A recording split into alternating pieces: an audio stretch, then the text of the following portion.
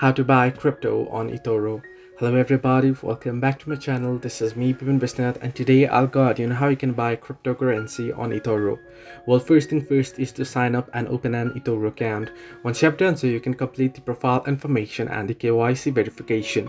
In my case, I haven't completed the KYC verification, so I'll just be guiding you through. So once you have completed the KYC, what you can do is you can head over to your wallet option, tap on the transfer option there, and then you can go ahead and deposit.